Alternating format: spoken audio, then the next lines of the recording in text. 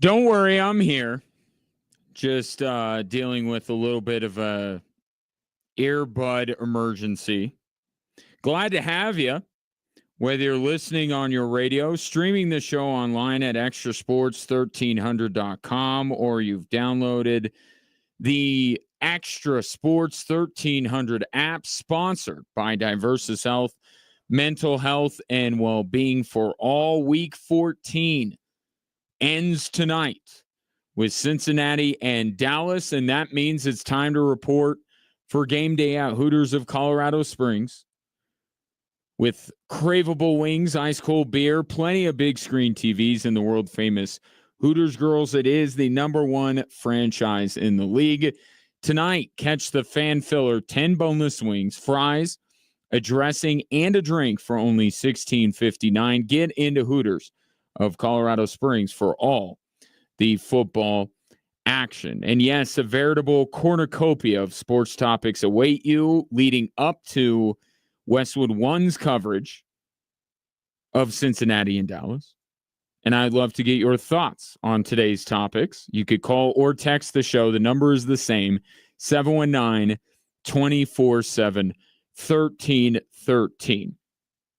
I will get to the news made by the Avs, but my thinking here is kind of a shot chaser thing. See if you agree with this. I think given what I'm about to talk about, it would be good to follow that up with what I think is very positive news regarding the Colorado Avalanche. See if this has the desired effect. The Denver Nuggets are fortunate that not only did they play a game last night, but that in the Atlanta Hawks. Very fortunate. 141-111. Their largest margin of victory this season. Made what happened Saturday to a degree not, how do I want to say this? It's just good that they played, that they had a game, that they didn't have to sit and stew, and you and I didn't have to sit and stew over it, because they did bounce back for what it's worth against Atlanta. However, to me, last night only underscores how absolutely and completely unacceptable Saturday night against the 2-win Washington Wizards was. When, mind you, Nikola Jokic puts up a career-high 57 points. The fact that they wasted that kind of a performance, a performance we have seen not since the days of David Thompson when it comes to the Denver Nuggets, to squander it and against the 2-win Washington Wizards is completely unacceptable. Any team that fashions itself to be a contender for an NBA title does not do that. Anything above the absolute bare minimum amount required to play in an NBA game, and the Nuggets do exactly to Washington what they did to Atlanta. Just a little bit more than a minimal effort.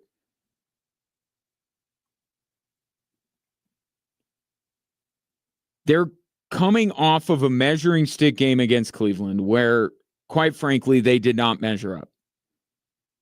Okay, they went up against the best team in the NBA in terms of record, and they just look like they were outmatched. Then you follow it up.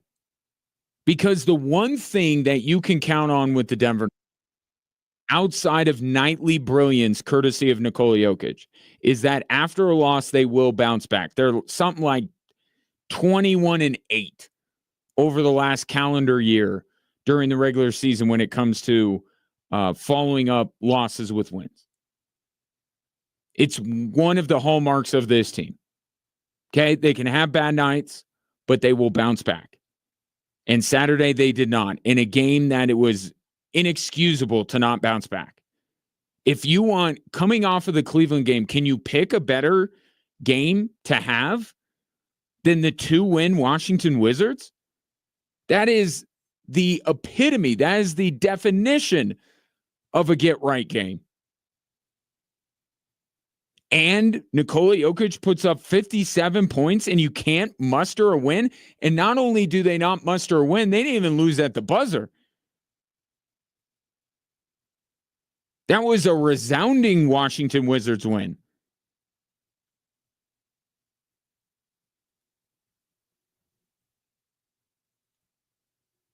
And I don't care who they're missing. Okay, Nikola Jokic is by far the best player on the floor, and he played like it. Guess who the second best player in that game is? Michael Porter. Guess who the third best player in that game is? It could be Christian Brown or Russell Westbrook. I mean, did you look at the Wizards roster? Their best player is Jordan Poole, who, by the way, went absolutely bananas in that game. You could argue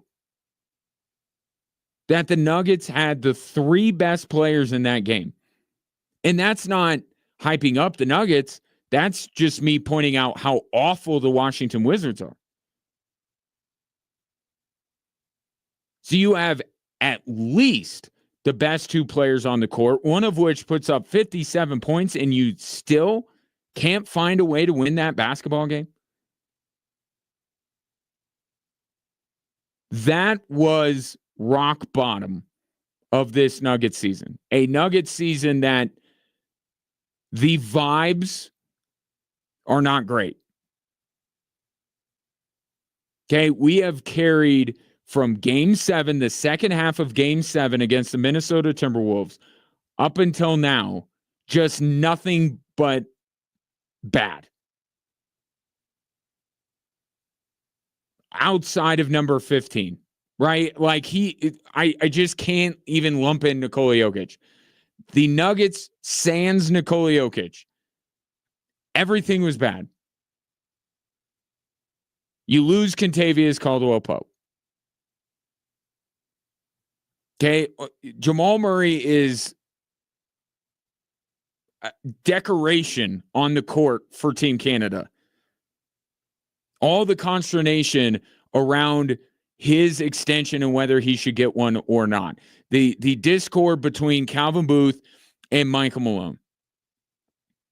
The early season, right out of the gate, getting blown out by Oklahoma City night 1, following up the very next night, losing again. It's just been a constant stream of negativity surrounding the Denver Nuggets. And yet it was a new low. It was rock bottom for this team. I can't find another situation, can't even imagine another situation that would transpire this season, during the regular season at least, that could be worse situation of Saturday night.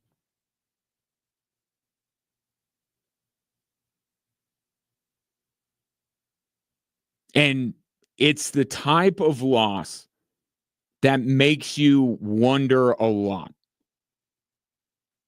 It makes you wonder if the message and the coaching is still getting through to this team.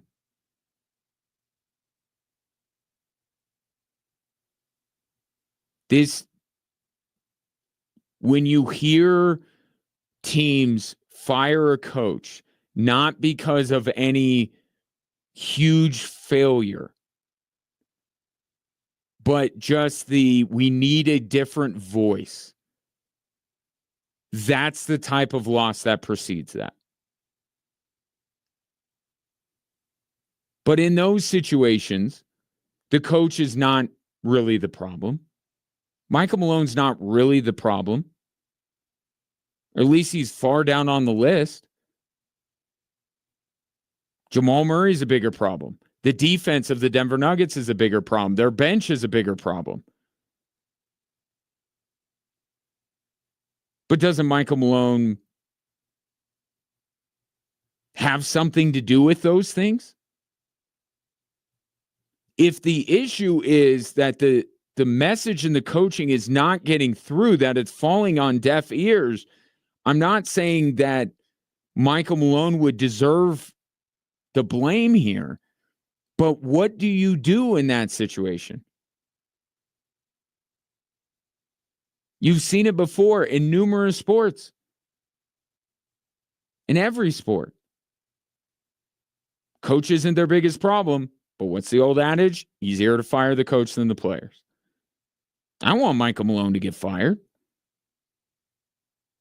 I don't think he deserves to get fired.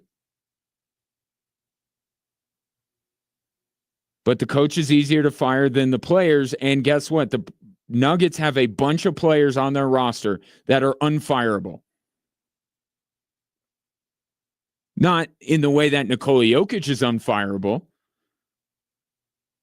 but like untradeable. Saw a report over the weekend that the Denver Nuggets are considering using Zeke Naji as a trade piece to try and improve their rotation. Great. About time. Oh, but they'll have to attach the only first-round pick they have left in order to get it done. So that makes Zeke Naji on his own untradeable.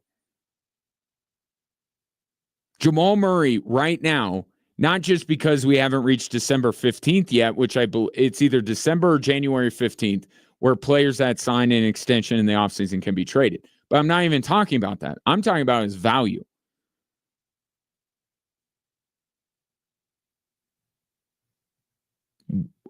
What are you going to get back for Jamal Murray right now? If you were to entertain the possibility of trading him. I'm not a lot. Not a lot. So that's the issue. The players are always more difficult to fire than the head coach, but the Nuggets have themselves in a situation where they have a bunch of guys that have virtually no trade value on the market, or they're going to have to take a massive L just to get rid of these guys in a trade. Just it would be addition by subtraction, or just we need his contract off the books. You're not using these guys to get a better player in. You know, Michael Porter said it. If they don't win, they're probably all gone. And to be fair, the sentiment is right, but he's not correct.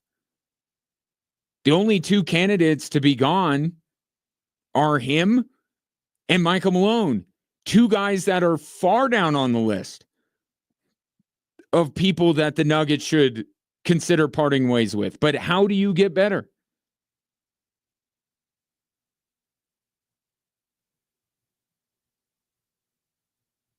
I'm giving credit to Michael Porter to say he is the right balance between he's not quite as important to the team as maybe Aaron Gordon, but you get something for him. But even then, I'm like, what are you going to get? Are you going to get an upgrade for him? Or are you just getting a little bit more financial flexibility?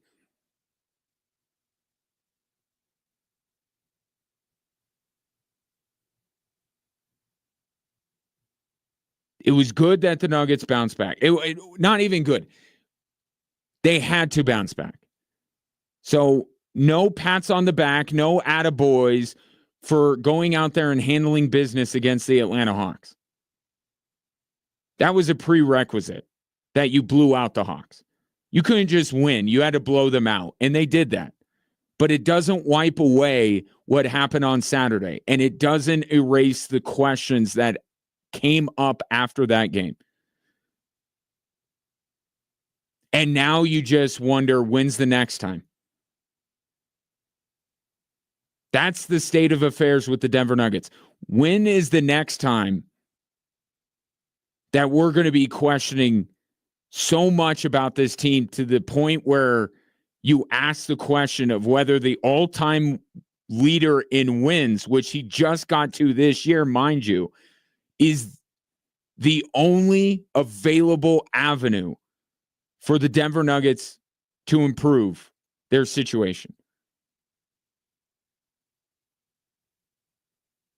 Those questions are a little bit on the back burner now. They're a little bit put to the side, but there has to be a feeling, if you're a Nuggets fan, when is this going to happen again? What game is it?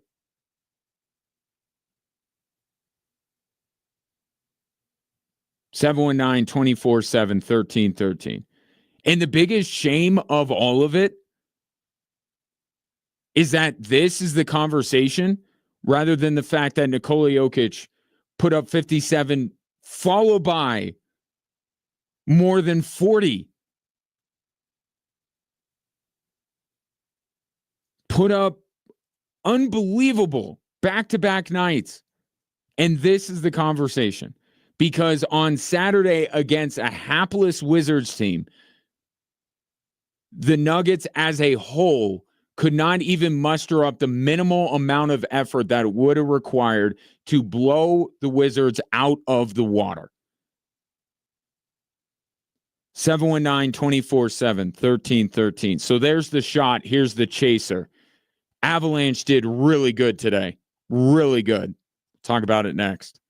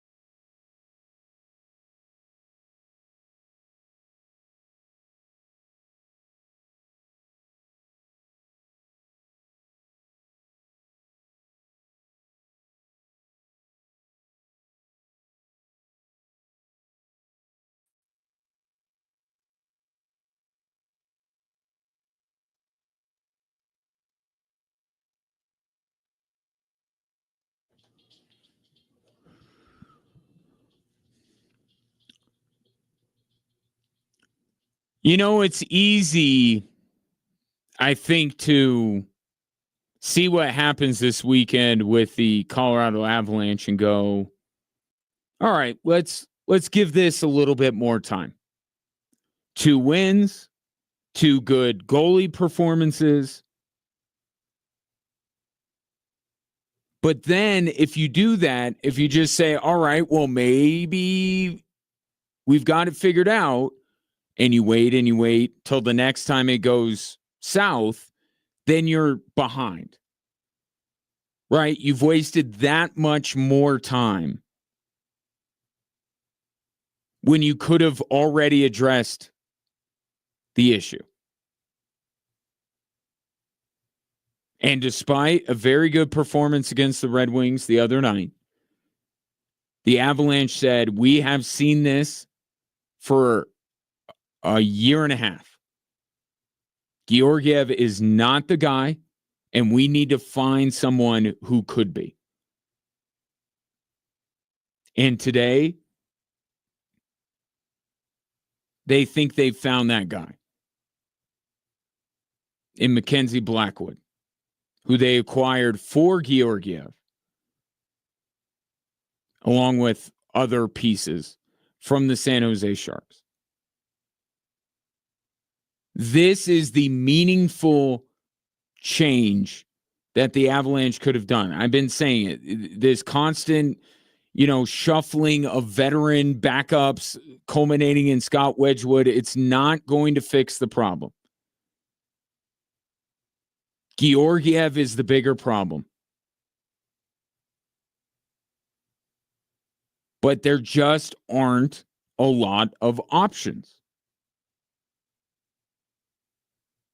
Right? There aren't a lot of teams that are willing to give up a goalie that you could look at and say, I think he could be better than Alexander Georgiev. Mackenzie Blackwood could be one of them. Mackenzie Blackwood has a 3.00 goals allowed average, and that's the number I've been throwing out there. Like, if the Avs can just count on their goalie giving up 3 goals a game, they can deal with that. We can expect our goalie on a night-to-night basis get 3 goals, so we got to go get 4 goals. The consistent part of it was the biggest issue. Even when Georgiev is really good, it throws a wrench in everything because you're like, okay, so if he gave up only 1 on 40 shots, then we should expect him on 25 shots to be able to give up about that same amount. Nope. You're pulling him halfway through the first period. Consistency along with the competency. Mackenzie Blackwood this season has given up 3 goals a game.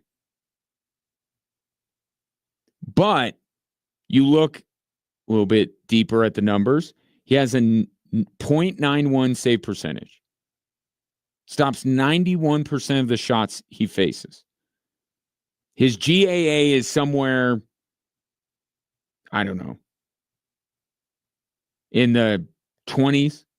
So not elite goaltending by any stretch of the imagination. His goals allowed average is in the top half of the league. His save percentage is in the top half of the league. His goals allowed average is a little bit below.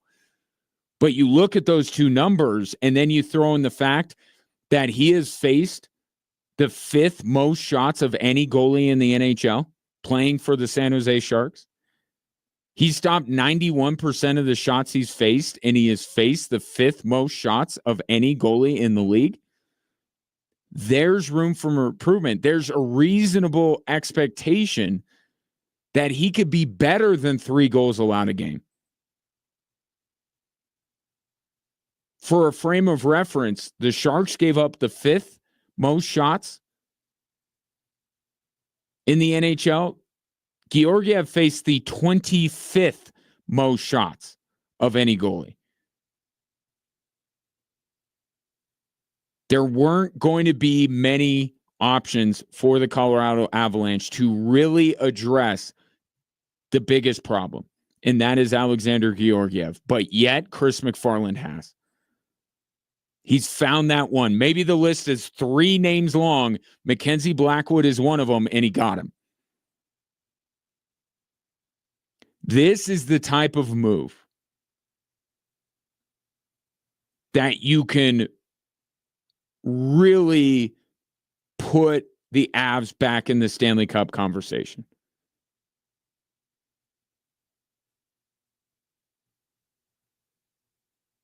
Because the numbers say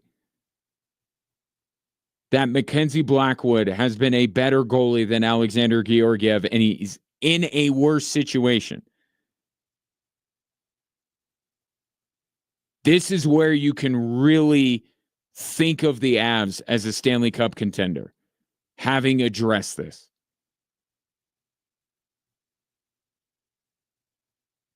Now, gotta see if it works. Right? That's always the kicker. But I look at this deal and I say the Avs got better. The Avs got better in a place that you could identify as their biggest weak spot on the team.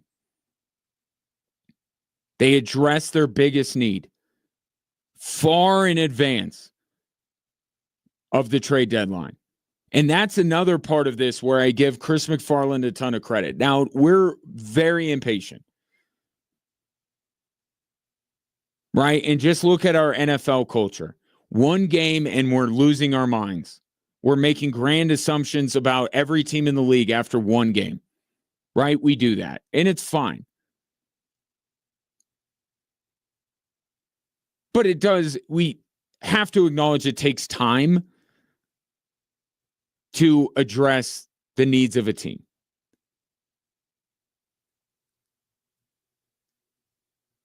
The Avs act pretty quickly. They move on things. Think about this. So they lose a couple years ago, they lose Nazem Kadri, of course. And they're like, we're going to try JT Compher, right? It's going to be the somewhat like the Nuggets are going, well, we're going to put Christian Brown into KCP spot. Now, obviously, Nazem Kadri, much more vital to the success of the Colorado Avalanche in their Stanley Cup year than KCP was in his. But you get my point. We're going to promote somebody. We're going to promote from within.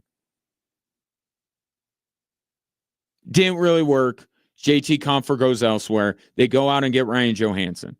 9 months after they acquired Ryan Johansson, Casey Middlestat was a Colorado Avalanche. That's moving at warp speed. It took them less than a full season to realize that Ryan Johansson was not the answer. And they moved and they got Casey Middlestat.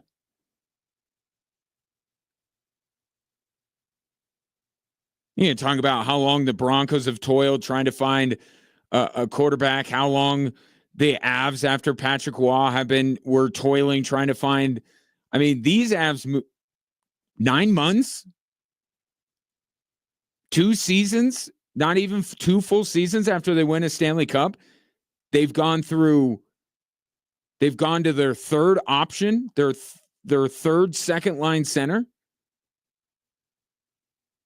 And you feel like they got a really good one because they gave up something to get him.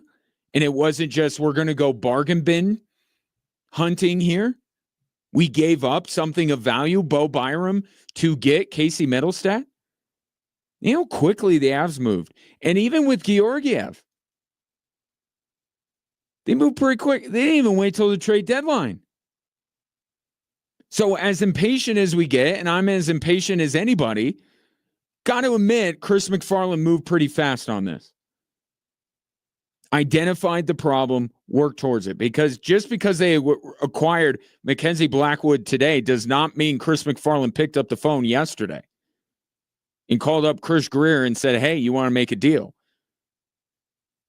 So how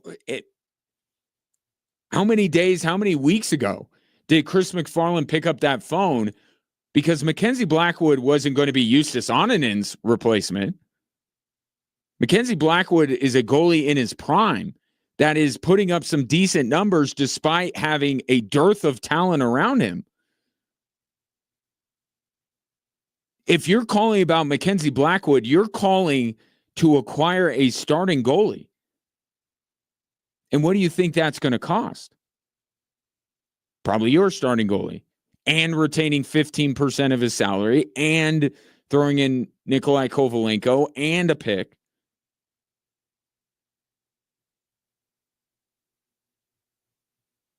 This is, and I don't know if the Avs can like show this to anybody else in Ball Arena. This is how you, in a meaningful way, address your issues.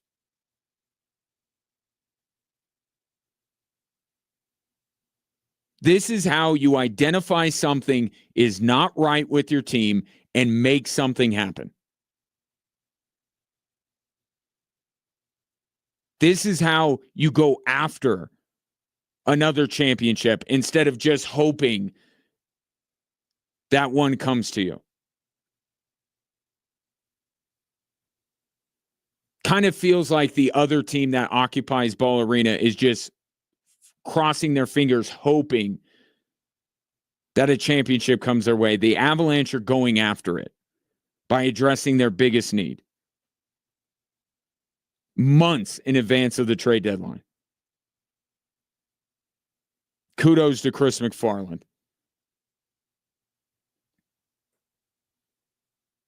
Now get Mikko Rantanen's extension done. Always something else left on the list. As far as this weekend goes, I do want to get in a word for these two games. The biggest takeaway to me is the way that Casey Middlestat has played the last two games. Having Ross Colton back is a big get for the Colorado Avalanche to get Ross Colton back, and he scores against the Devils last night. But Casey Middlestat had been mired in an 8-game pointless drought. Didn't have a point in 8 straight games. He gets an assist against the Red Wings and 2 assists last night against the Devils. So if Mackenzie Blackwood gets the Avalanche back into a serious conversation about the Stanley Cup, okay, it doesn't mean that they're the odds-on favorite. Doesn't mean they be your pick, but they're in that conversation more so today than they have been the last few weeks. The guy that's ultimately going to put them over the top is Casey Middlestat. You look at this team, what they have, and I know injuries have played a big role, but you look at the roster, even if everybody's healthy, the guy that's their X factor, the guy that can put them over the top is Casey Middlestat. You're banking on him doing that.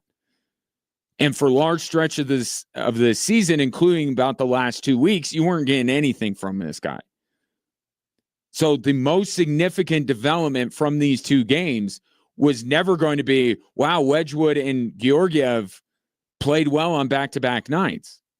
It's that Casey Middlestat is back doing what you acquired Casey Middlestat to do, which is make great passes to set up teammates for goals, which he has done the last 2 nights. They need him.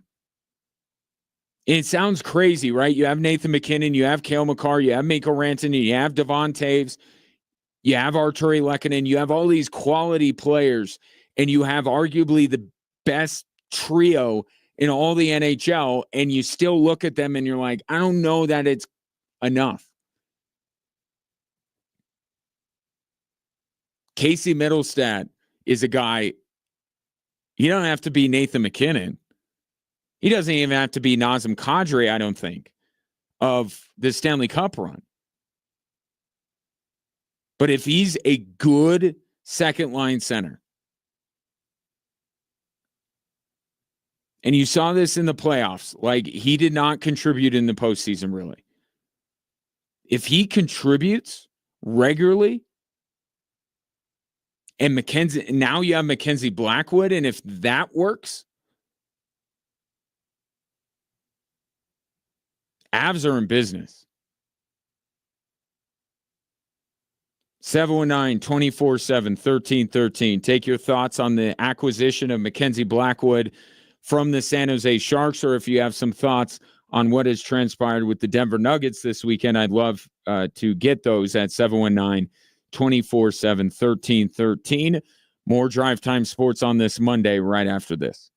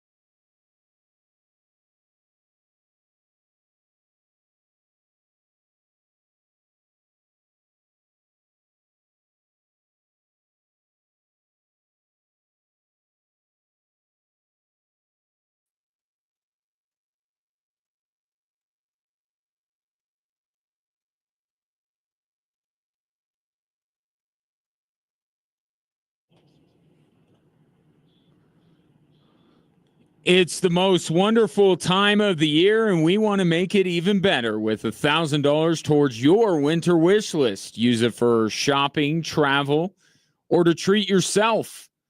Enter this national contest at extrasports1300.com for a chance to fulfill your winter wish list, sponsored locally by Downtown Colorado Springs and Downtown CS.com.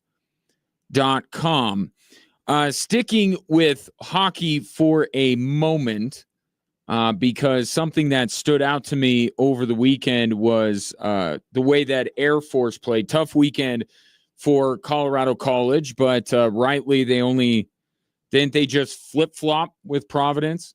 So CC will bounce back, no doubt about it. That was a tough trip, and lot in that, given Chris Mayott's ties to that program.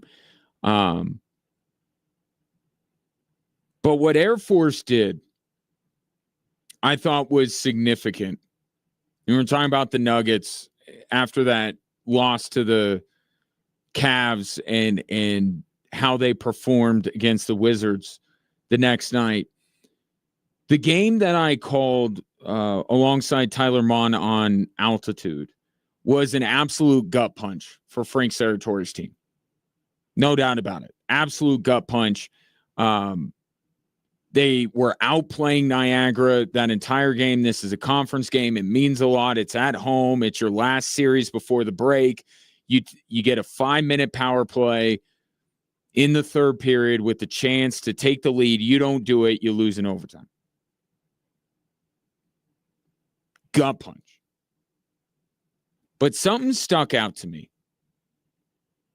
Not that Frank Serratori is a negative guy, because I think he's actually a very positive guy, but it's easy after a game like that to be a little bit down. Right? And his job is to put on a brave face, but he's always one to shoot straight. If his team didn't play well, if he wasn't happy about it, he would let you know. I was eavesdropping into the post-game conversation he had with Jay Ritchie on the radio call after I was done on TV. And I noted how positive Frank Serratori was after a brutal loss. Just tough. And it's not that the Falcons didn't play well. They absolutely play well. That's what made it worse. They outplayed that team. For the vast majority of it, they get that 5-minute power play. Can't convert. And they lose. I would expect him to be a little more down than he was. It's a tough loss. You understand it. Bounce back at him the next night. But he was very positive. And he's been this way for the last few weeks. Because what he's seeing the right process. The results just weren't there. Right? And they had their own measuring stick series against conference leaders Bentley. They fell short in both of those games. They go to Providence. They lose to Brown in both of those games. Tough. You go winless in 4 after you had all this positive vibes and all this good stuff going on after a 4-game winning streak at home. And still, it was just because he was, to me, he was looking at the process and saying the process is right. We're getting opportunities. We're just not converting them. And sooner or later, it's going to break our way. But I've seen enough college hockey, and it's unique because you play on a Friday and then you turn around right away and play on a Saturday. That game on Saturday could have gone a completely different way. Right? Because even though the coach was positive and upbeat, it would be easy for the players as well to be a little bit down after that, right? They come out and they play just as good. Without, by the way, the best goalie arguably in that conference and Guy Blessing, who is a late scratch because of injury. So they thrust a goalie in there that's rarely played. And the level of play from the skaters and really the goalie did not drop. Not one bit. In fact, in some ways, they played even better. And they get the win against Niagara. That was a big-time gut check moment for Frank Serratori's hockey team, and they responded. And now you look at them, they end up winning the series, right? They get a point for going into overtime. They get the maximum amount of points for winning on Saturday. Still have games in hand on everyone in Atlantic hockey. They're in a great spot going in the second half, a great spot. And what they have done to this point has been rare. Usually they're down a little bit and then they make this big run. They don't need a huge run to get to the top of this conference. They have put themselves in a really good spot. But it's that process mindset to focus on that. Is my team doing the right things on a nightly basis, even if the results aren't there? And Frank Serratori saw that. And I think Saturday was kind of okay, the process was right. Now they got the result to back it up. Good bounce back for sure from Air Force hockey, who will now go into the holiday break and be back in January. Also, Air Force women's basketball with, I think, their most significant win of the season on Saturday against Seattle for this reason. They've had a lot of success. They've won a lot of games. But what I hadn't seen from them yet is a game that from minute 1 to minute 40, Air Force to be the better team. Not just lead from beginning to end, because they did that against Utah Valley, but the third quarter was not good. It let Utah Valley back in that game, and Air Force had to, recalibrate, get back to their game, and then they pulled away in the fourth quarter. Saturday against Seattle, I thought from minute 1 to minute 40, I couldn't find a real stretch of time where Air Force got outplayed. I think it was their most complete 40-minute effort that they've had this season. Now, they've been better in a quarter here, a quarter there in other games. But going for 4 whole quarters, I would say that was their most complete effort. And the score obviously reflected that. I mean, they won by nearly 40, which just underscores how uncharted the waters that this team is into right now, that they're winning by nearly 40, that they're off to this 9-1 start, that they're 6-0 at home for the first time since, I believe it's 1985. They're undefeated in their first 6 games at home. Their 9-1 start is the best since 1982. And they're beating a fellow Division I college basketball team by nearly 40. And I think it's the perfect time for them to have this kind of performance, because they'll have a week off because it's finals. And then they go out on the road for 2 games in the state of Oregon, the first of which will be against the University of Oregon at Matthew Knight Arena in Eugene. And that will be, and I know Oregon didn't make it back into the top 25 this week, but Oregon will be the best team, maybe by a wide margin that Air Force will have played in the non-conference.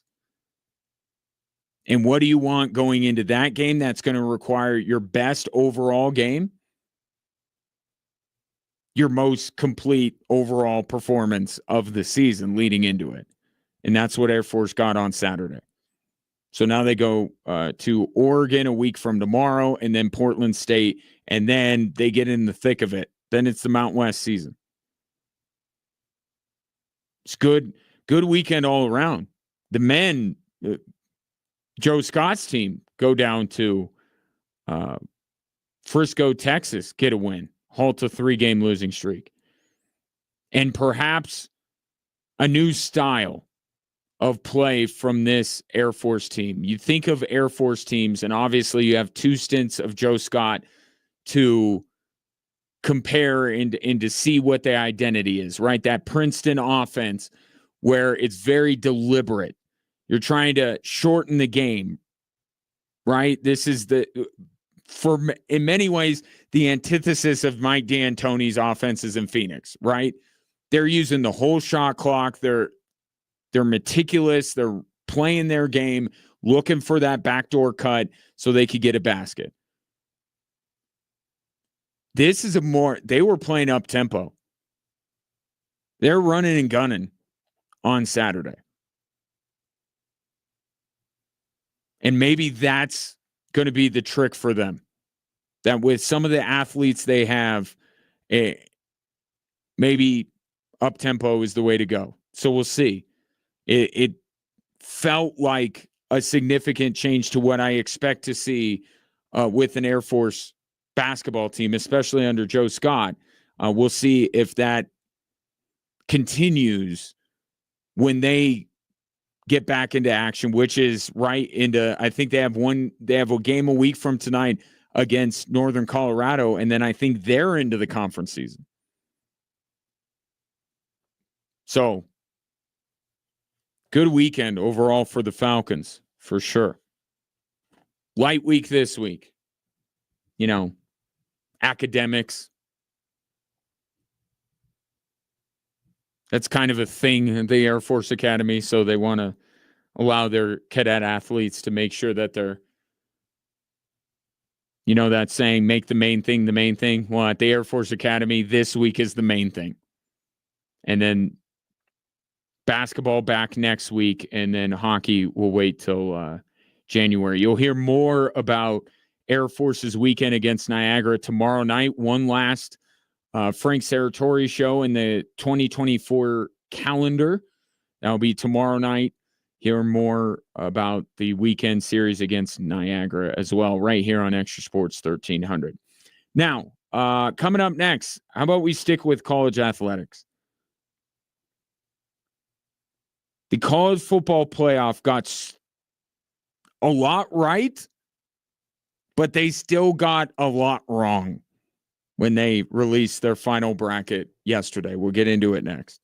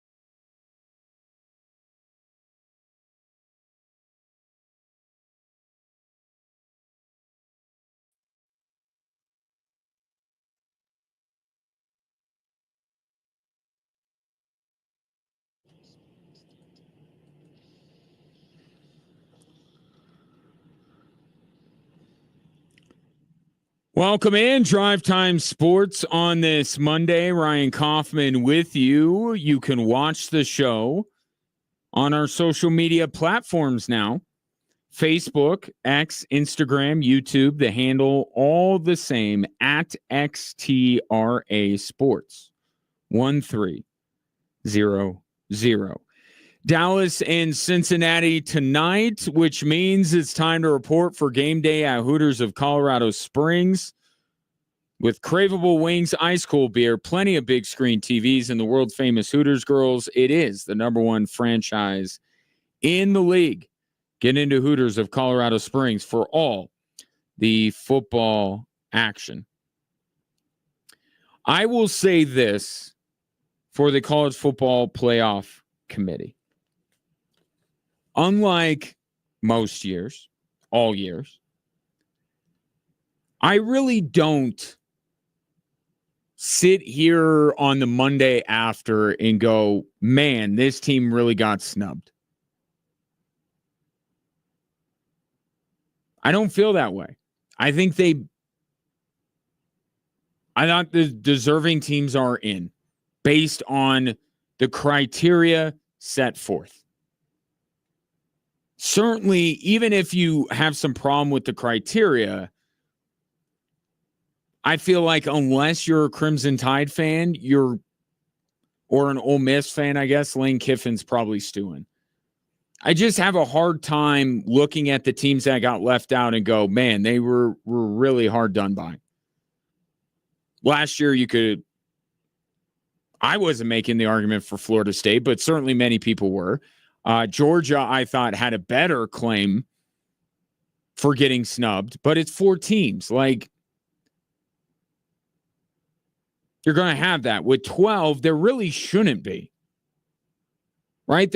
We aren't far enough into this grand NIL and transfer portal experiment for there to be more than 12 super deserving teams of being in the college football playoff. We're just not there. And really, there aren't very many, even in this field, that I actually believe can win a national title. And I think Alabama's own argument for why they should get in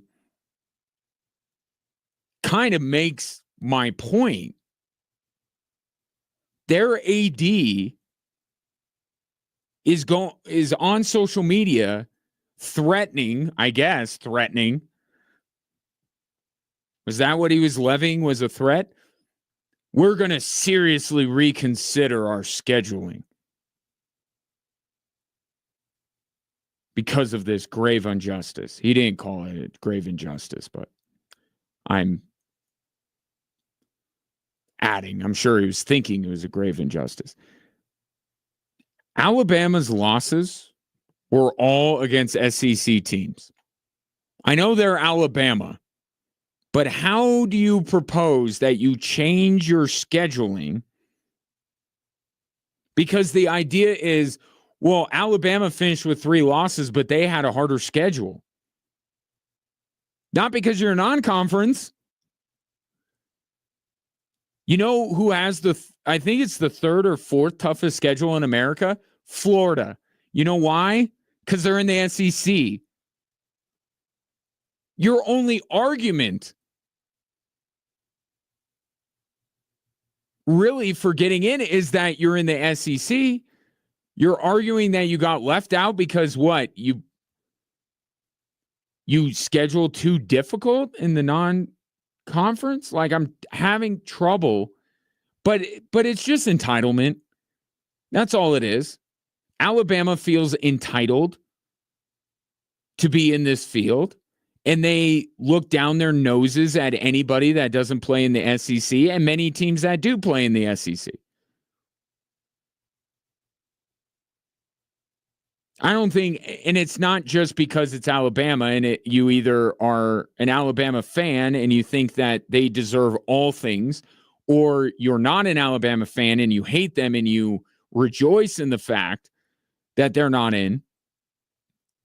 They don't really have an argument. Really don't. Unless we're just going to make this thing the SEC Invitational then they really don't have an argument. If you're going to include other conferences, Alabama doesn't get in. Sorry. So that's good, right? College football playoff did well. If they would have put in Alabama over SMU, it would have been ugly today. Don't hear a lot of that, right? Everyone is pretty content with the 12 teams. But because it's the college football playoff and nothing is earned and everything is given, right? It's all subjective. The college football playoff, even having 12 teams, which would take an unbelievable effort to screw up the 12 teams that should get in, they still found a way to screw it up. If they were doing this the right way, because what do they say? Conference championships matter. And they need to definitely get the word out to people in Charlotte and Atlanta and across the country, because those conference championships were not well attended. But you say conference championships matter. Okay, back it up. Here's how I would have ranked them, or how I would have seeded them, because we're not talking rankings, we're seeding. Like, yeah, you're doing the rankings thing, but you're seeding the brand. I don't care where CU ended up. Like, that's done. I cared last week and the week before and the week. I don't care now. If they're not one of the 12, I don't care who finishes, 14 through 25. Your job now, your job yesterday is to seed the tournament. That's your primary job. Okay? They should have seeded it. Oregon, Georgia, Arizona State, I would have above Boise State. But that's me. That's a difference of opinion. Boise State being third is not a huge problem to me. But I would have seeded Oregon, Georgia, ASU, Boise, and I would have put Clemson as the 5th seed. Again, not 5th ranked team, 5th seed. Because I have a bigger goal here in mind. So Oregon, Georgia, ASU, Boise, and Clemson. Because they earned it. They won their conference championships. They earned the top seeds, in my opinion. Then you go to the teams that played in the conference title game, but did not win, because it's still important for them to get to a conference championship game. That's what they tell us, right? So I would go Texas as the best of that bunch. Then I would go Penn State. Then I would go SMU. And then I would take the remaining teams, the at-large teams, and rank them, seed them how I see fit. Tennessee, Ohio State, Notre Dame, Indiana. That's how I would have done it. So if it's done that way, Oregon now has a path which includes either SMU or Tennessee, followed by one of the following 3 teams: Clemson, Indiana, and Boise State. You are the number 1 team in the country. You finish undefeated. You won your conference. You're the best. How this works is when you are the best, you get the easier path. That's how it works. You get home field. You get the lowest seed. All of that kind of stuff. You get the lowest seed coming to you, right? That's how this works. But that's not the path for Oregon. Oregon, what they earned is a very difficult path to the college football championship game.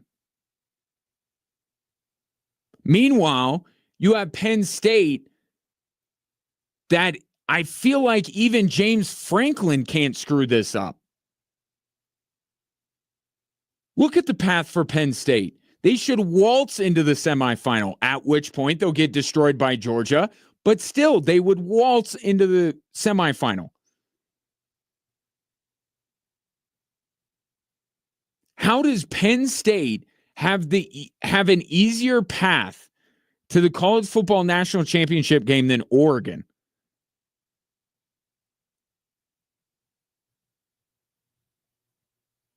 It doesn't make it. I would have, because now I told you the path for Oregon.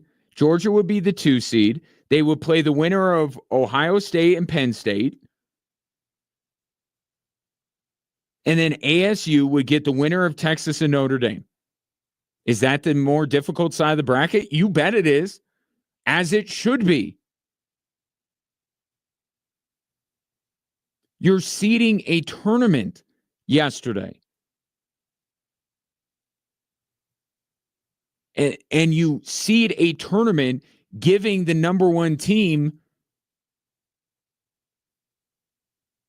the most favorable path that you can, while still acknowledging that, you can't put just I shouldn't say bad, because these are good teams. You can't put all the teams that you have at the bottom with Oregon. Like, that's not how it works. But you seed it to where Oregon has a better path because they earned it than Penn State, who has earned nothing except being included because they did get to their conference championship game. Good on them.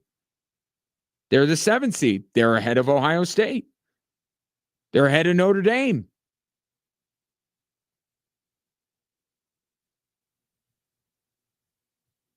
Oregon is getting punished. So even while the college football playoff, we can all pretty much agree that the 12 teams that are in, based on the criteria, and if you want to rage against the criteria, then rage against the criteria. But based on the criteria, it's the right field of 12. But you still have to seed the tournament. And I think they seeded it wrong. James Franklin's the happiest coach in this field.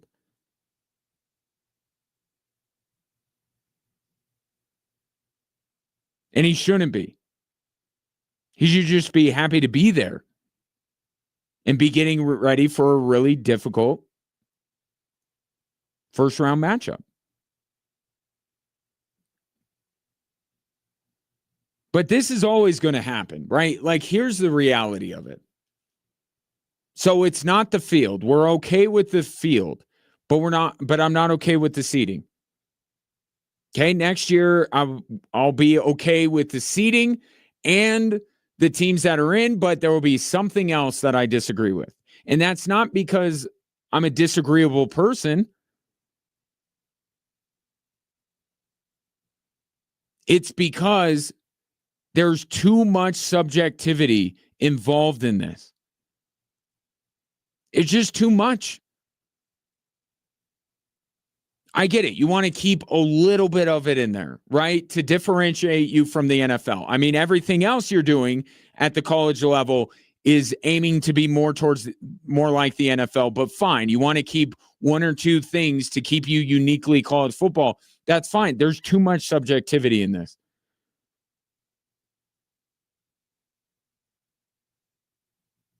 And I don't think that the College Football Playoff Committee did its job properly when seeding this tournament.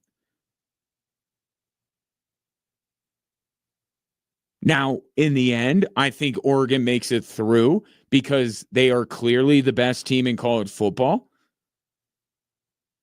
But why should they have a tougher path than a team that lost in its conference championship game?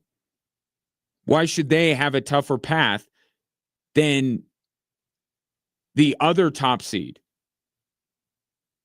right, on the other side of the bracket in Georgia? That's not right.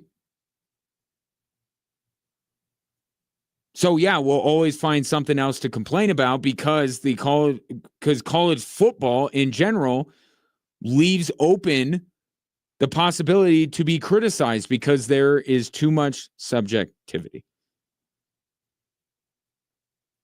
But I will say They got the bigger thing right, which is including the right teams. It's like the Nuggets beating the Hawks. At least you did that, even though that is the bare minimum that you should be expected to do given your job description. But you did it, so good on you. Unfortunately, there was more to your job, and you didn't do a good job with that part.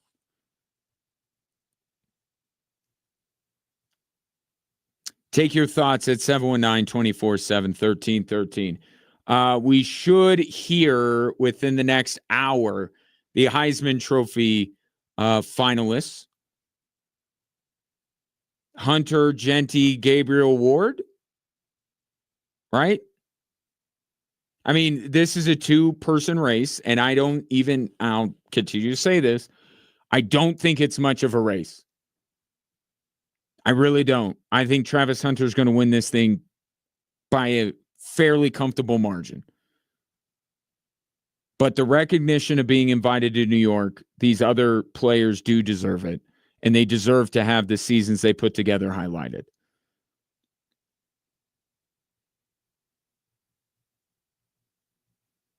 And then if I could say one other college football thing, and then we're going to move to the NFL. I really don't like that CU's playing BYU. I really don't. This is the Big 12 consolation championship, and I don't like it. I don't like it. Give me something different. Give me something else. I don't like it. I'm not saying it's not going to be a good game, but at least CSU plays Miami of Ohio.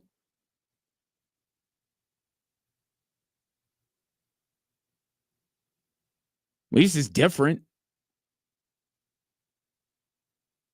Out of conference, that dynamic. I don't like that CU's playing BYU.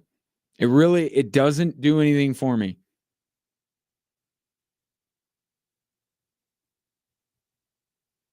Maybe if you're a CU fan, it does, but a Big 12 consolation title game is not appealing to me. I'm good. That all played itself out through the season. Don't need to see it. Good news is, though, that no one's going to skip it. Deion Sanders made that abundantly clear. So probably the main draw is seeing Shedeur Sanders and Travis Hunter play for the last time in a consolation title game. 719-247-1313. Coming up next, Broncos sitting on their couch watching the NFL just like you were this weekend. So now, as they're back getting ready for the Indianapolis Colts, where do we stand? And how about, we've been talking about 7 seed, 6 seed. How about the Broncos in the 5th seed in the playoffs? Talk about that next.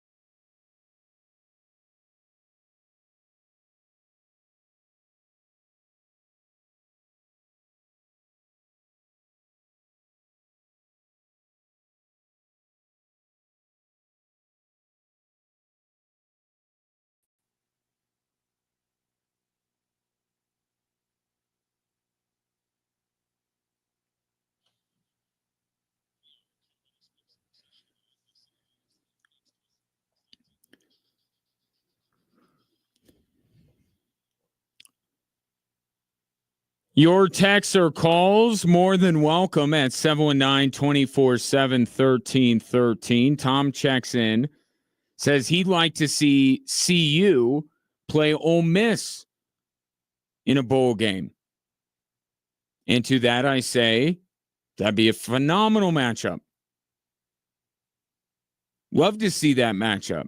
Jackson Dart, Shedeur Sanders, Ole Miss, high octane offense going to, like, these are made, they don't, I mean, they count, but they don't. Right? If there's anything that's supposed to be a made for TV product, it's a bowl game. Give us the matchups that move the needle here.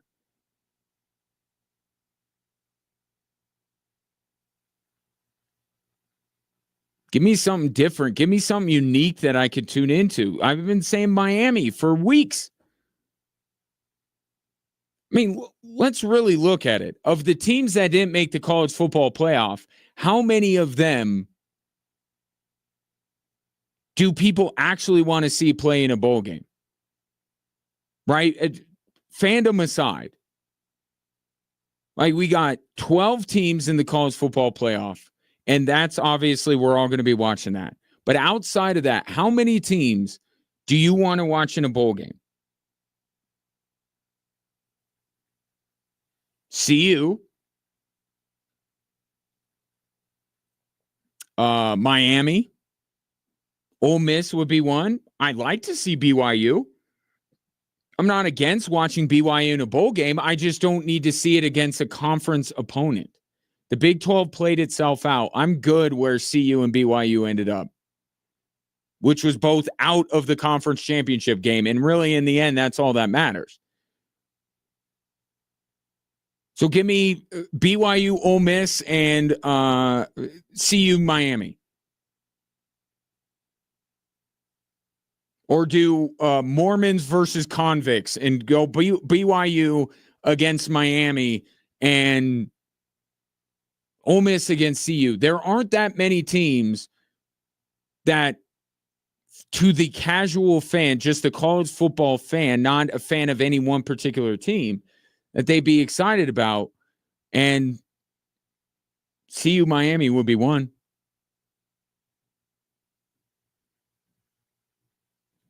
Missed opportunity, in my opinion. It's going to be a good game. I want a little more intrigue going into it. So over the weekend, I think the most significant thing, obviously, that happened was Buffalo losing to LA, which, here we are again. I would like someone to map out when the plot points of when we start to look at Sean McDermott and talk about how he costs his football team. I'd just be curious, like, how often is it on a regular schedule? I mean, it's got to be at least once a season. Now, that game, Bills probably don't win it. Right? But Sean McDermott takes away their opportunity to win by running Josh Allen on a goal line. It wasn't even a goal line. I think it was like the 2-yard line, and has to burn a timeout.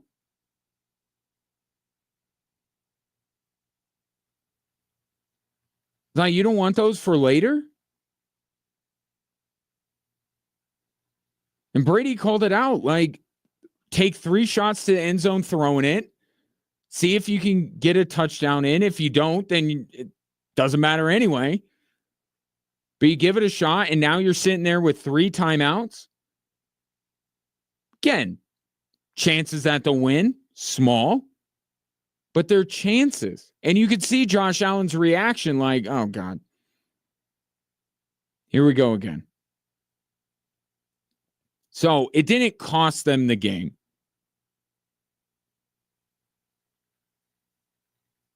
But man, just you get reminded every once in a while. Broncos, the Broncos game last year where he had 13 players on the field. That's a little bit on him. Obviously, the biggest case was the squib kick. So that was the most significant result over the weekend. I think was that Buffalo lost to the Rams. Chiefs, keep doing what the Chiefs did. Was there any doubt that when the Chargers kicked a field goal and there was more than 0 seconds left on the clock that the Chiefs were going to be in a position to score at the end of that game? Like, of course they were going to be. And it is quite fitting that they get a doink that actually goes through the uprights because that's just the way Kansas City lives, right? Everything goes their way. But I came away with this thought, and see what you think. And we were discussing this last week as you guys jumped all over me because I said the best matchup and the most likely matchup in the Super Bowl would be Kansas City and Detroit. If there's a team that's going to knock out Kansas City, if Kansas City is going to fall before they get to the Super Bowl, I'm not entirely sure that the most likely scenario is them losing to the Chargers.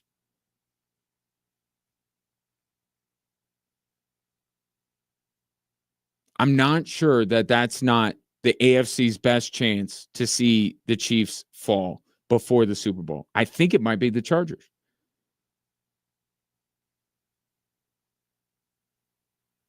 Always play them close, right? Divisional opponent.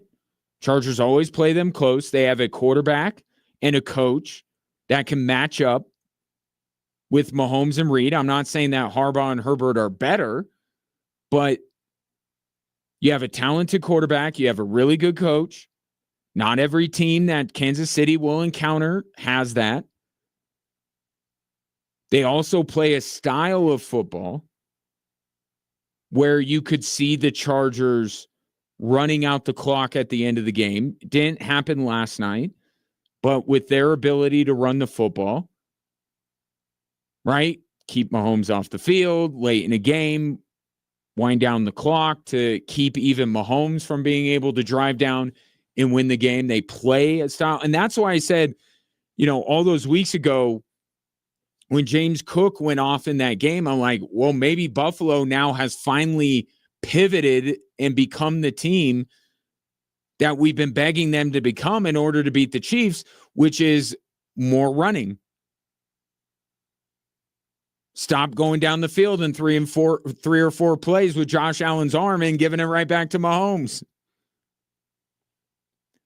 Chargers play that style at the expense of Herbert a lot of times because people are like looking at Herbert's numbers like, whoa, has he fallen off? Herbert's still very talented. Harbaugh's better coach than Sean McDermott. And I know we had that game that supposedly proved once and for all who the best Harbaugh brother is, but have you seen John coach in the playoffs?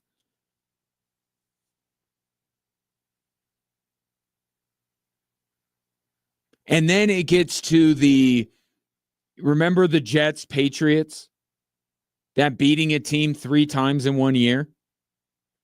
It's difficult to do. That would be on the table.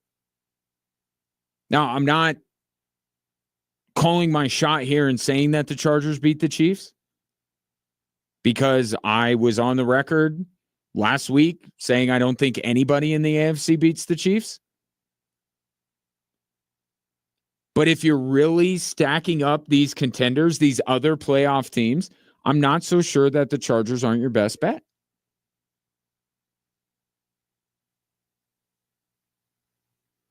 Or at least right up there. And who would have said that at any point this season? I've seen Ravens Chiefs. I've seen Bills Chiefs. Give me Chargers Chiefs. See how that plays out.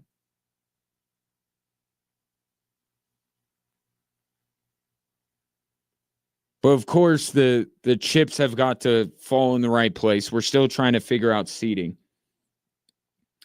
So right now, you have, and that win last night was good for the Broncos.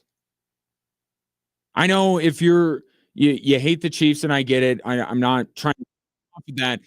The better result last night was Kansas City beat the Chargers, right? Like, you can acknowledge that. Maybe you wanted the Chargers to win, but you can acknowledge that last night's result benefits the Broncos more than if the Chargers would have beat the Chiefs.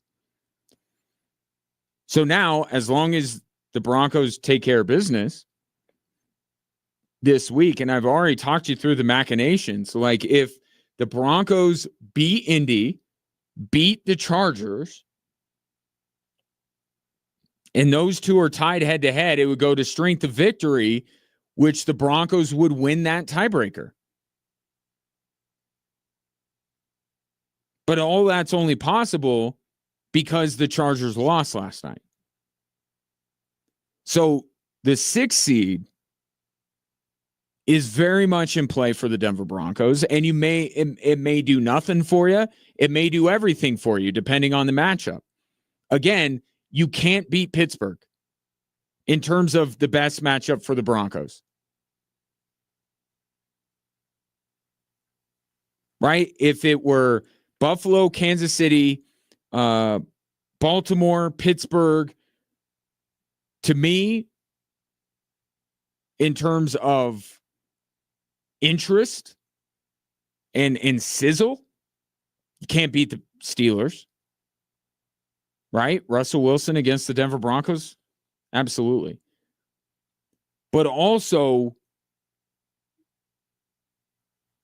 I would, if I had to rank my confidence that the Denver Broncos would be able to pull off an upset in the first round of the playoffs, the team I would be most confident in them, and I don't know, 30% chance. I mean, got to be realistic here in the Broncos' chances once they get into the postseason. I would not take the Broncos to beat Pittsburgh. But if you're looking for the most hope that the Broncos pull off a first-round upset, Chiefs, Bills, Ravens, Steelers, the answer is the Steelers. Russell Wilson going against that pass rush, I know he's played well, but his Achilles heel is still his Achilles heel, and the Denver Broncos can run him into a lot of sacks.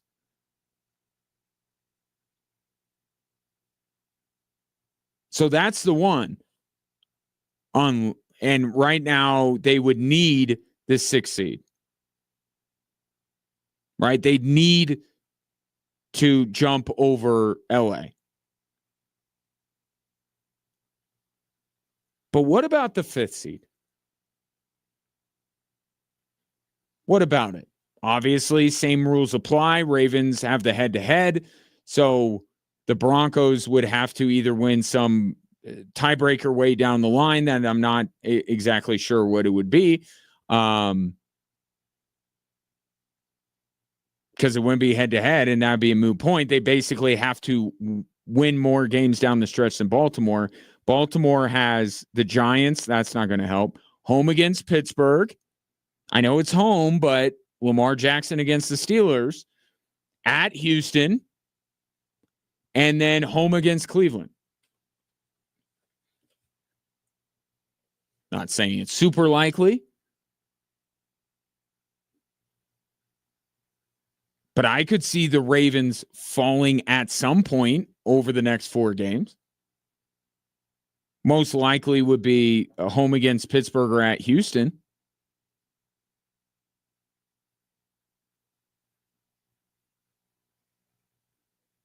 But there's levels to this, right? They got to beat the Colts to keep what they have, right? Beating the Colts is a non-negotiable. They have to do that, or else none of this other stuff. And now you're talking about them being vulnerable to finding themselves on the outside of the playoffs. But they beat the Colts. They keep what is theirs. Then you go to the Chargers. beat them, decent chance you're the 6th seed, and you still put some pressure on Baltimore. And then you go the game against Cincinnati, which you voluntarily flex the Charger game, so you would have 10 days to prepare for Cincinnati to make sure you got that item of business accomplished. And then you have the Chiefs, which at this point, who knows what they're going to be bringing into Week 18. And your reward, if you get the 5th seed, is Houston. Haven't even really talked about Houston. Houston would supplant Pittsburgh as the most probable of all the Broncos' first round upsets. Again, a team that I would take to beat the Broncos. But Houston would be an even more hopeful matchup for the Denver Broncos. Just the things that you get to wander into while you're not preoccupied with an actual Broncos game. But first things first, got to beat Indy this week. And then next week could be a lot of fun. And then who knows from there? Broncos Colts this Sunday. 719-247-1313. Take your thoughts on the NFL weekend. And how about baseball? Rare is the occasion where baseball can make a claim to be the biggest story of an NFL Sunday. Strange times we're living in, where baseball has the biggest story perhaps of yesterday. And the team that made the news may be even more unbelievable.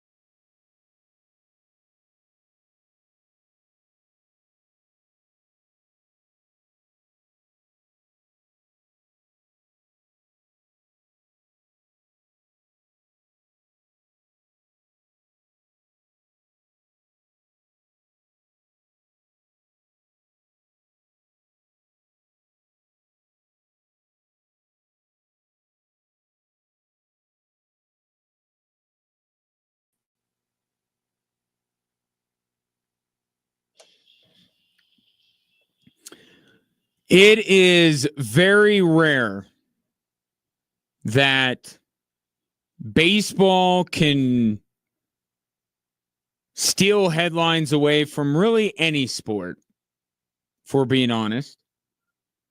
But boy, did they yesterday, and with perhaps the most unexpected bit of news outside of the Rockies signing Juan Soto. The New York Mets sign Juan Soto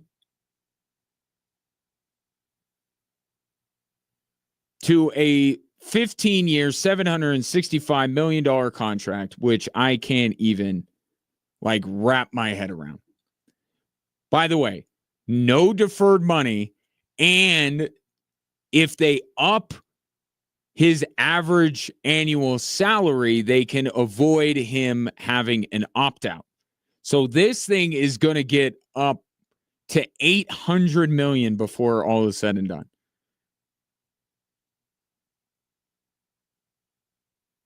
And he's going to the Mets from the Yankees. We know that the Mets have money, but I mean, I have plenty of people in my inner circle that root for both of those New York teams. Not the same person rooting for both. I have Met fans, I have Yankee fans.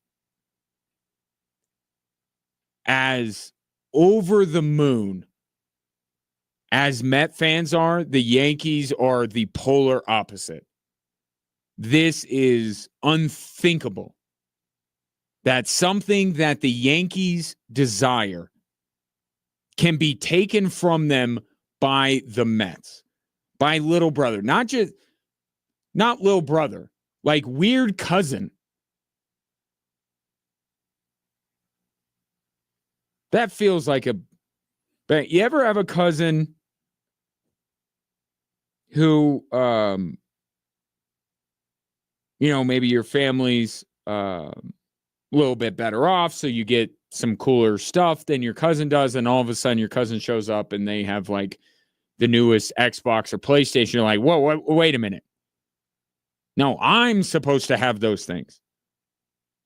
Not you. The Mets poached Juan Soto from the New York Yankees. And I saw Jeff Passan on ESPN last night.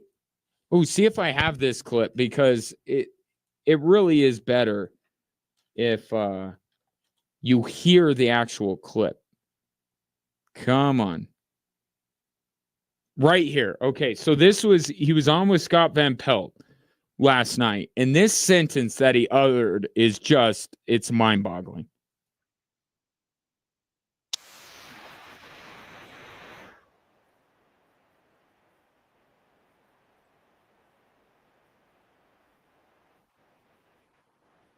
Yeah. The Mets have a better future for Juan Soto than the Yankees. And I know the Yankees haven't always been, the model of consistency and a model franchise and everything like that. But compared to the Mets, and now the Mets are the better bet. The Mets are the better landing spot.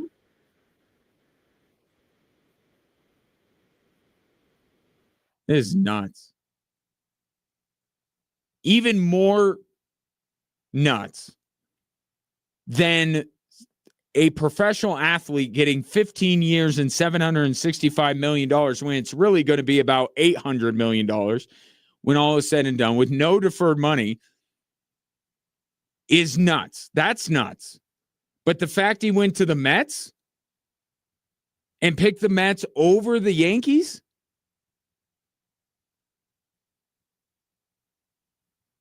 I mean, you thought being virtually non-competitive in the World Series against the Dodgers was bad?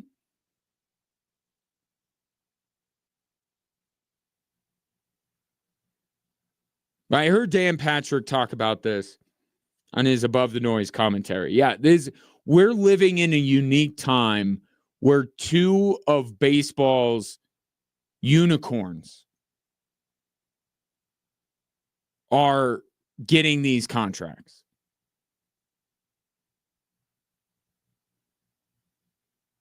Right? This is not just going to be the going rate for a prized free agent. Juan Soto and they say getting so-and-so money. Like the money that Ohtani and Soto get are just for Ohtani and Soto. It's Soto money. It's Ohtani money. Not everyone is entitled to that. That's how much of a game changer Juan Soto is. And how much of a game changer Shohei Ohtani is. And I look at the two deals, and obviously Soto's getting paid more, and it's not deferred. I say the Dodgers did better than the Mets. But again, they're the Mets. They should not be able to get a discount. They should not be able to do some financial gymnastics, although they are most famous for the epitome of financial gymnastics, which is Bobby Bonilla.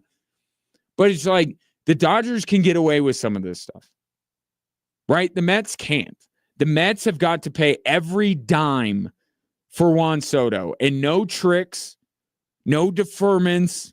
In fact, they have to pay even more on top of what they're paying him if they don't want him to opt out of his contract. So if you're the Mets, you got to do all that stuff. But at the end of the day, you are happy to do it. Because you're landing one of the 3, 4. And we agree, Ohtani, Soto, Betts, and Judge, right? That's the list. Those are the 4 best players on planet Earth. You're getting one of those, and you're getting one of those at the expense of the other team in your city, the team in the Bronx. What a win for the New York Mets.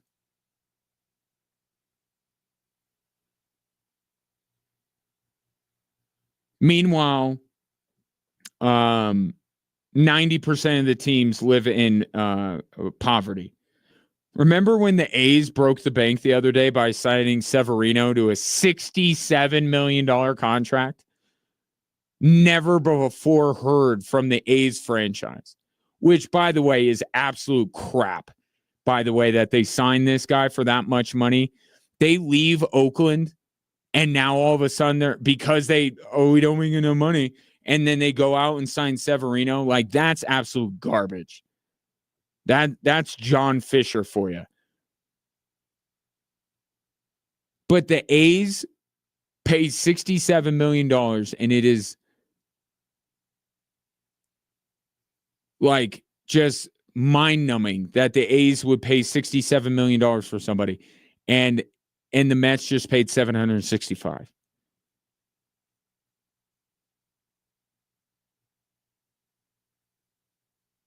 It's like, how can you?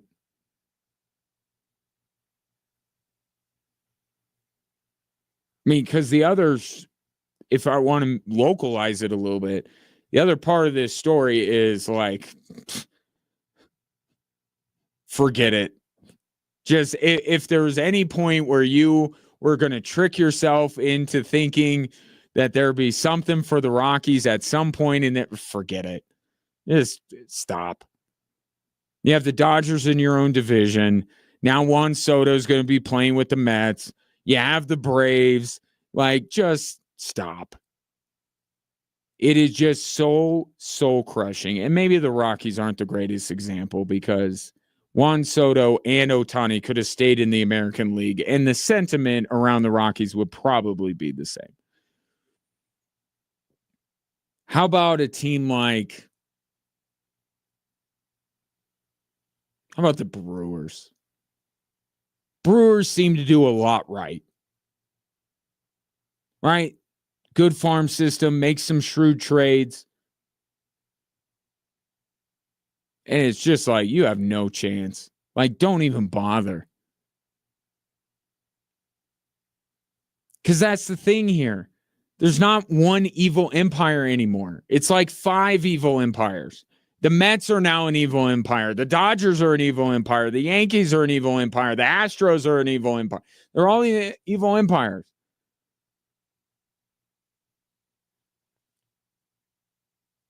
I mean, what hope do you have when the Mets are like, yeah, $765 million, boom.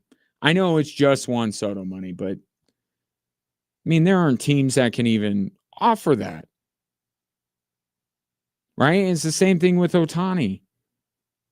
Now, don't get me wrong. I'll say the same thing about Soto as I said about Ohtani. I don't mean it as much because obviously the Mets are not a level of a franchise like the Dodgers. But Juan Soto being on the other team in New York is great for baseball. It is. Now, it's great for baseball if he's on the Yankees. Might be even better for baseball if he's on the Yankees as opposed to being on the Mets. You could argue one way or another, but it's good that Soto went to the Mets.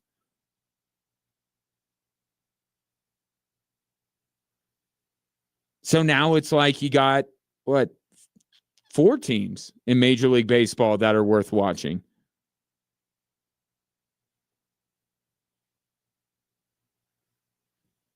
Mets. So now what's the list? The Yankees, the Dodgers, the Mets, and the Phillies. Is that the list? Those are the watchable teams in Major League Baseball, and everyone else you just shouldn't even bother with? Called the Astros the evil empire. They're evil for a different reason. They're not evil empire. Like,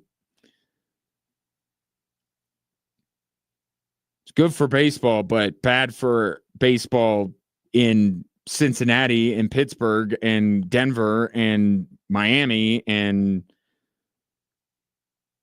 Chicago. That was crazy.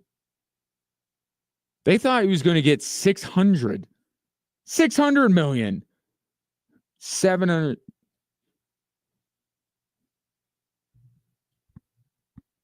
Get out of here. Get out of here with the 719-247-1313. Coming up next, we'll hit the 3 stories that are driving the show.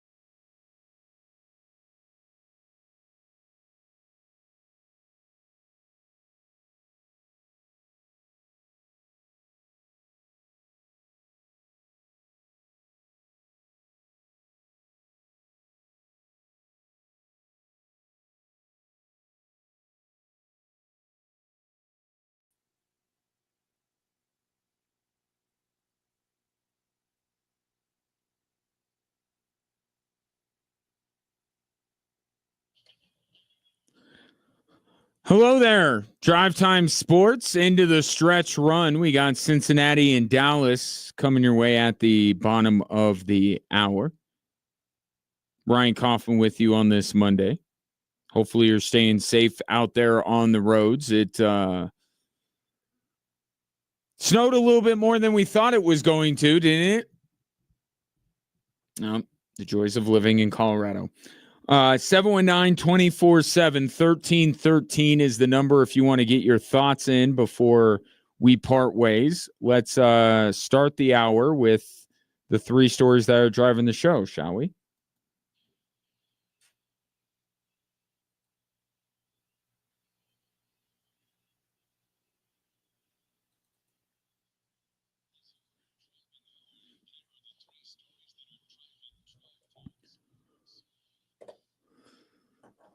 All right, let's start with story number one, brilliance squandered. 4 seconds left to go for Denver. Jokic from half court will count if it goes. Got it! Nothing but net! Denver leads at 71-48. What can't this dude do? I don't know, Jason Kosmicki on the Altitude Radio Network, as heard right here on Extra Sports 1300. Nikola Jokic follows up a 56-point evening with a 48-point evening to go along with 14 rebounds and 8 assists. So let me do the math real quick. That would be 104 points, 30 rebounds, and 16 assists, 4 steals in 2 games that were back-to-back nights.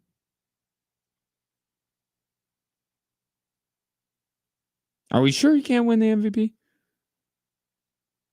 Unbelievable. Every time you think that whatever Nikola Jokic is, that's what he will remain. There can't possibly be another notch for this guy. And yet, 56 points followed by 48 points the night right after.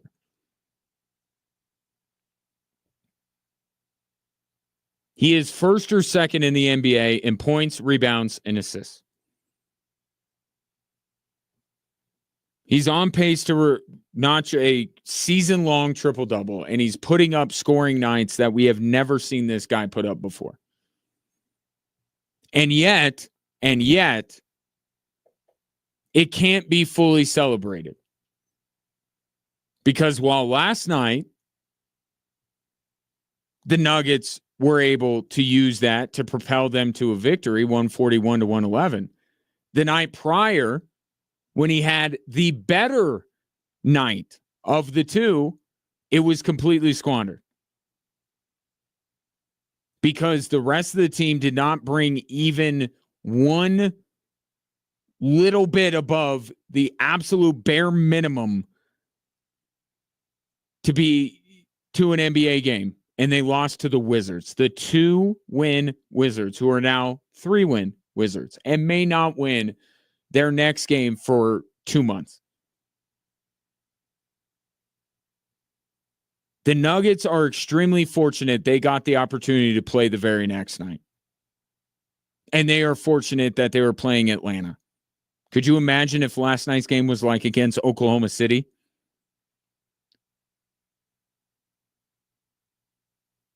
What happened on Saturday was absolute rock bottom for this Nuggets team. You squander. We've been talking all season long about Jokic isn't getting enough help. Jokic isn't getting enough help. And then it culminates with Jokic getting no help to the extent that you lose to the 2-win Wizards. Unacceptable. And okay, they bounced back last night. What does that do? To me, it just underscores how ridiculous it was that they lost on Saturday. Because they gave really good effort and blew out Atlanta by 30, and Atlanta's infinitely better than Washington. Atlanta was on a winning streak.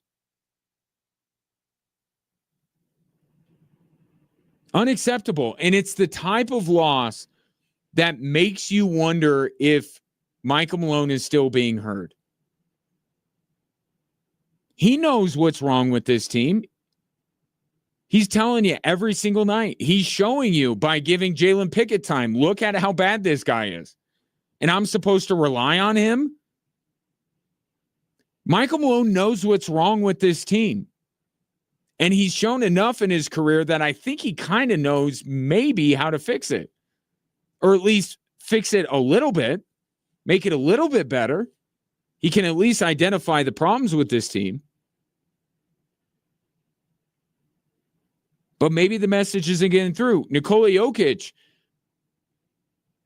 maybe it was more Jokic saying guys should have their pay cut if they don't perform the way they should.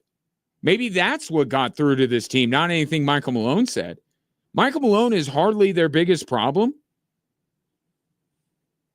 The only person that you could say is not a problem is Nikola Jokic. Everyone else, to varying degrees, is a problem. But Michael Malone's hardly their biggest problem. But we've seen it before. Teams that have no other recourse to, no other means to improve their team, they can't fire the players, say, well, the message had grown stale. It was falling on deaf ears. That's what I was thinking Saturday night. And I don't know that last night's performance is making me feel that much different. Now I'm just waiting for the next time that we have this conversation where the brilliance of Nikola Jokic, to a degree that we haven't even seen from him before, gets absolutely wasted. Because this team either is not listening to Michael Malone or they're not capable of carrying out what Michael Malone asked them to. Whatever the case may be,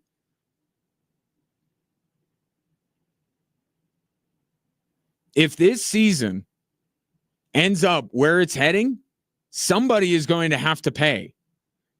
Somebody's head is going to have to roll here.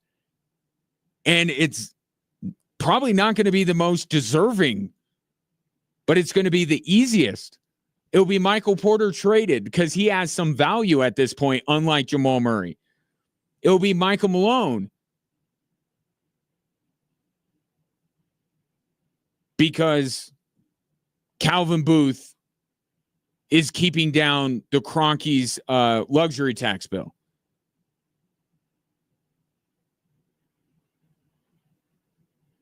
That loss on Saturday makes you rethink your entire worldview if you're a Nuggets fan. What is this team? What are they capable of? Because we've seen the worst that they're capable of. That was Saturday. But it makes you rethink that maybe they're not capable of the best. Inexcusable that they let that Nikola Jokic performance go to waste.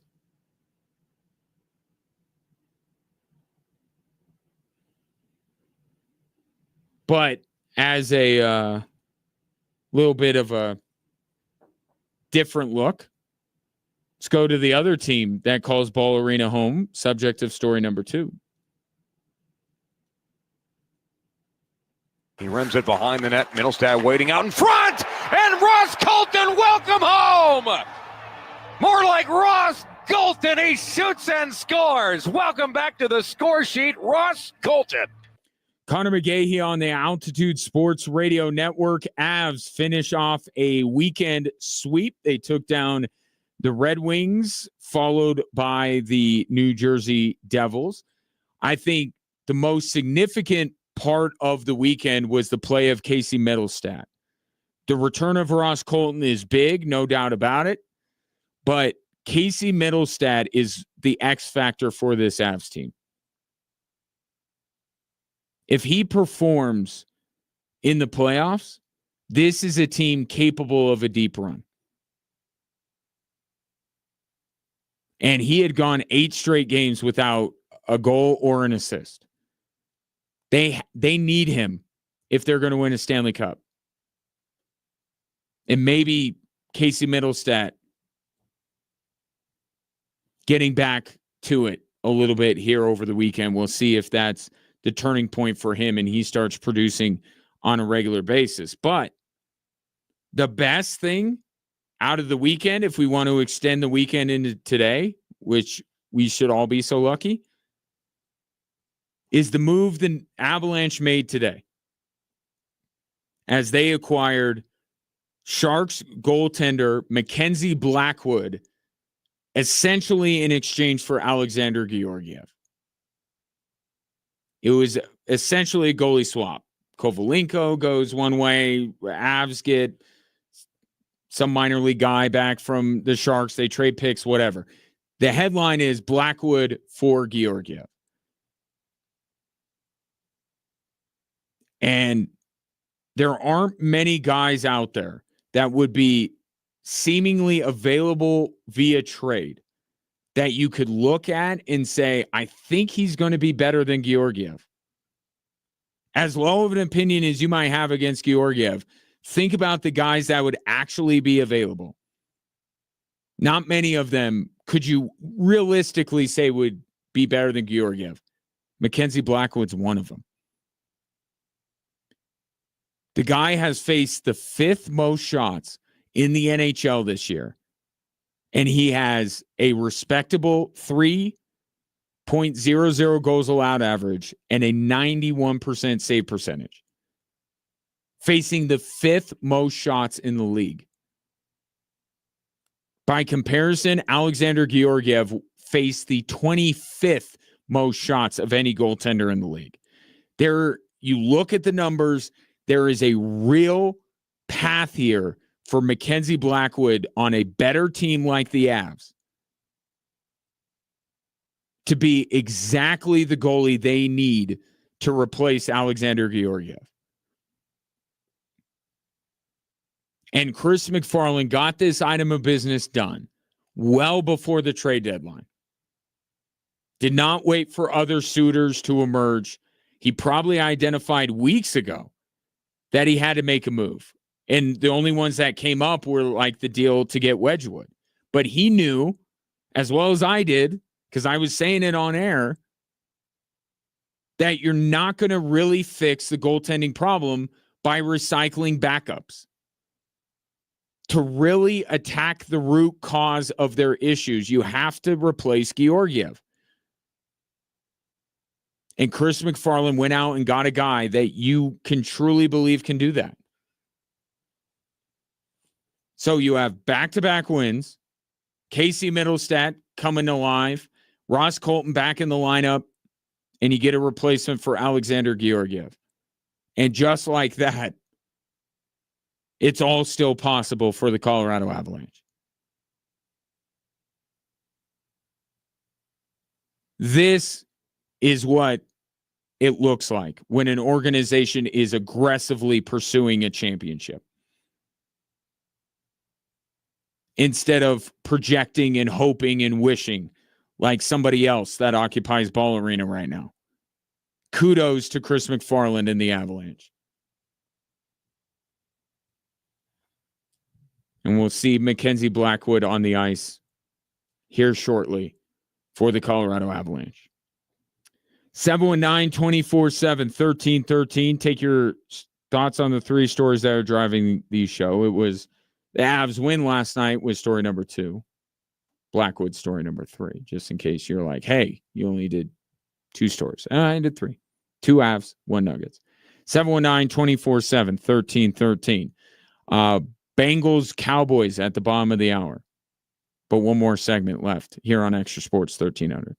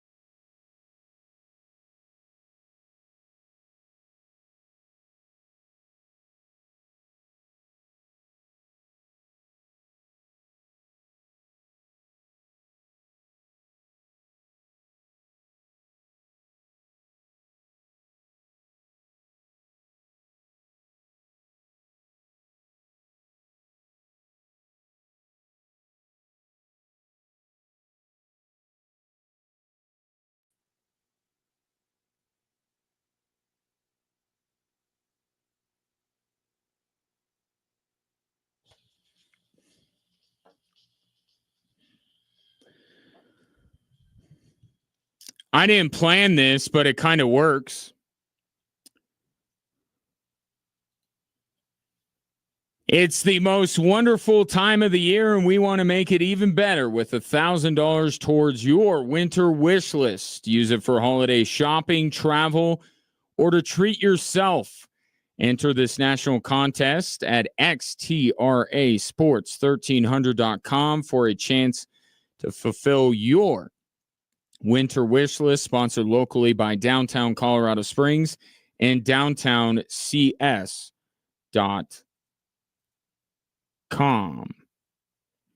Heisman Trophy finalists are out. You will not be surprised by them.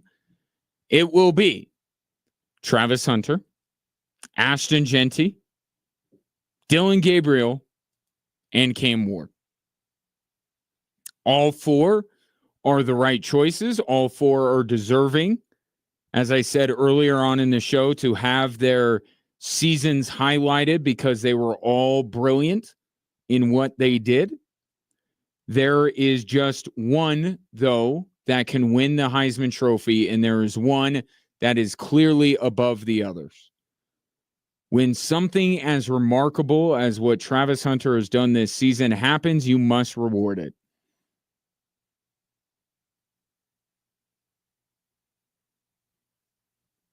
Any other year, probably be Ashton Genty's.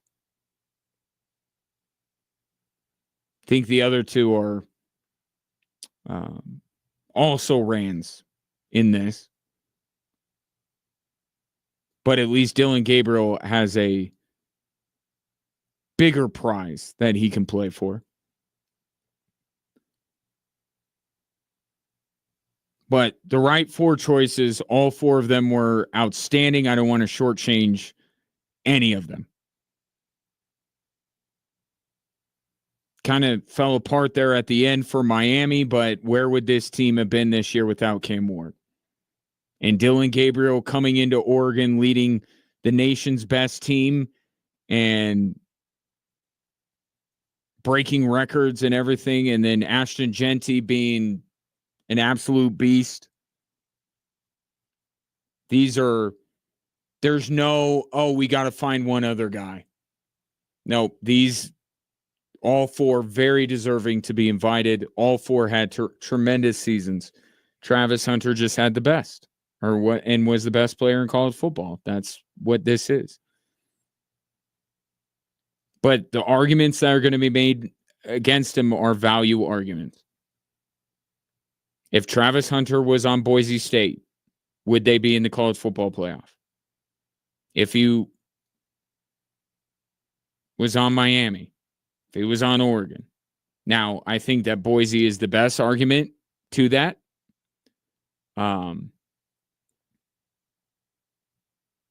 But it's the most outstanding. It's the best, and Travis Hunter just was.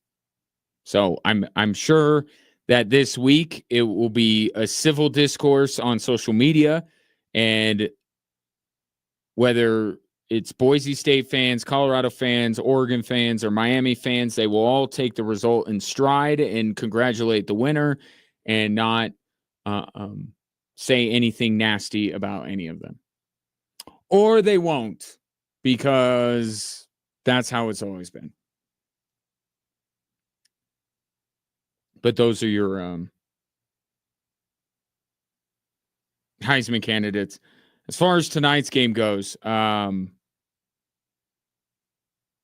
have my fantasy matchup this week well in hand, but I do have Jamar Chase, and my opponent this week does have CeeDee Lamb, so that will be the extent of my interest in tonight's game. And then, but this is also, it also has some importance when it comes to the Denver Broncos, right? I mean, if Cincinnati stumbles, then it's like, well, Denver doesn't even need to beat Cincinnati. So we'll see how it goes tonight. No Avs, no Nuggets. Quiet evening on the sports front. But that's what we got for you coming up here in just a couple minutes is Cincinnati and Dallas. Before I go, I want to bring you a word from Low T Center. If you're often feeling tired, lacking motivation and drive, maybe you're gaining weight or noticing a loss of muscle mass and you're kind of like, what am I doing wrong? You may not be doing anything wrong. These could all be signs of low testosterone, which is not your fault. But don't wait, don't wonder, find out.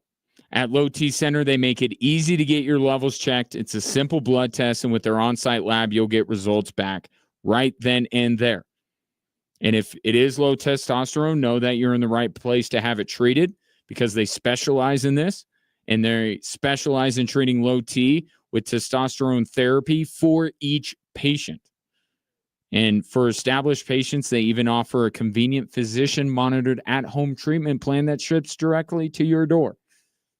So a lot of directions you can go, but the first direction you need to go is straight into Low T Center. And the best way for you to do that is book your appointment at lowtcenter.com. Low T Center, reinventing men's healthcare. It has been my pleasure to serve you. If you're still out on the roadways, like I will be here shortly, stay safe, and we'll reconvene tomorrow at 3 and have a discussion about sports. How about it? Enjoy your evening. We will talk tomorrow.